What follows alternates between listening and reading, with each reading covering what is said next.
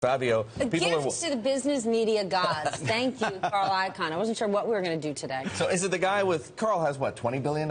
Yes. Or Larry, who oversees anyway, $4+ trillion? Trillion, yeah.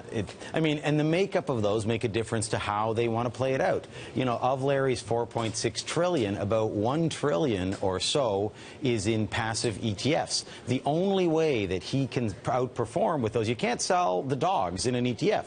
You're stuck with them as much as anyone else. So all you can rely on is management to do a better job, and you know, and that matters. But you know, in reality, they both have a very strong point. 54% of U.S. corporate profits, 54% have been spent on share buybacks over the last decade. That's a tremendous amount of all the capital that should be available to build things and grow things and pay workers is going, you know, is going to buy back shares. And it makes sense. If the CEO is paid based on options, he wants to seize that share price up. So I'm going to have less shares outstanding. They don't move my strike. They keep my strike where it is, and the shares go up. Hold on. Sure. Let's break that down in English.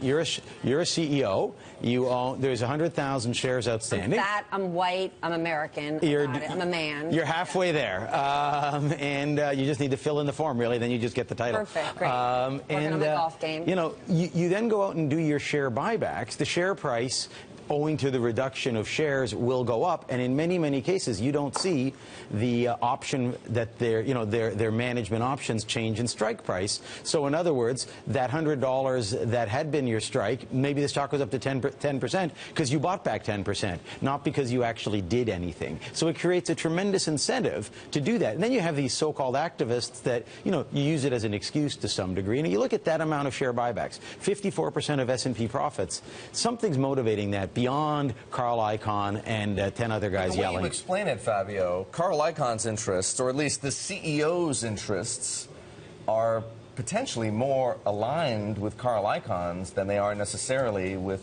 long-term shareholders like BlackRock. It's interesting. They are to some degree, but, you know, 17,000 directors went up for vote in 2012. Of those 17,000, only 60 did not get a majority approval. And of those 60, so only the rubber stamp is still... Only 6 actually quit. So Icahn must be going crazy. If you want to see management turnover, you got 6 guys? Come on.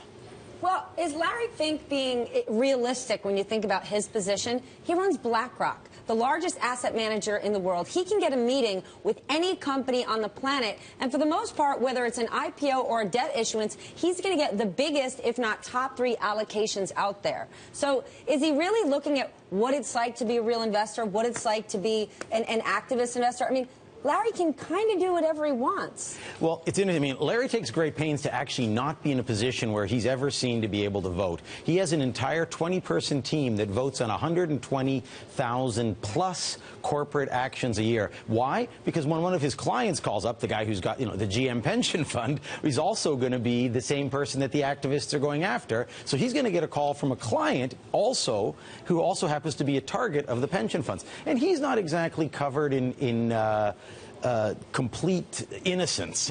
His own, you know, his small cap value fund runs a turnover of around 130, 140% a year. If he wants to worry about long-term investing, he could also take the elevator down a few stories and tell his own portfolio managers not to be so concerned about quarterly earnings. You know they are. They're as concerned as anyone else on. They're no different from a hedge fund manager. Absolutely. And they're looking at what Icahn does and deciding whether to pile on and join him or not.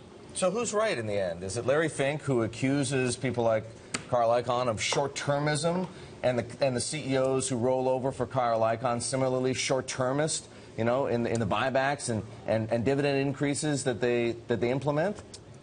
You know, on this one, you look at the holdings of Icahn, CRV Energy, eBay, Apple. Those are like Apple he's held since 2013, CRV since 2012, eBay 2013. He's not a pump and dump guy. He's just not a pump and dump guy. But there are pump and dump activist investors who are giving a bad name to the whole posse.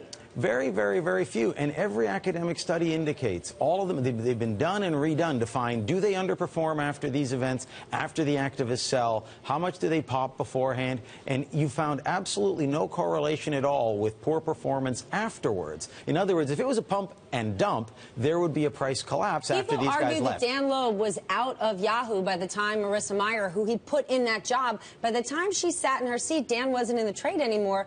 But had he been, the stock's done well. You know, he may well have gotten that one wrong, and I think what he wanted to see was the process done. That's where the bulk of the activities work. He might also have used the money to do some other things, which No, makes some I'm saying sense. people criticize Dan, saying, you know, you were out of the trade, but guess what? It still worked. It still worked. It still worked. And you make a change, you make an intelligent change like that, it does work. There you go. Might never have happened alone. Thanks, guys. Fabio, it thanks is for being always Always a pleasure to have you on. Fabio Savoldelli.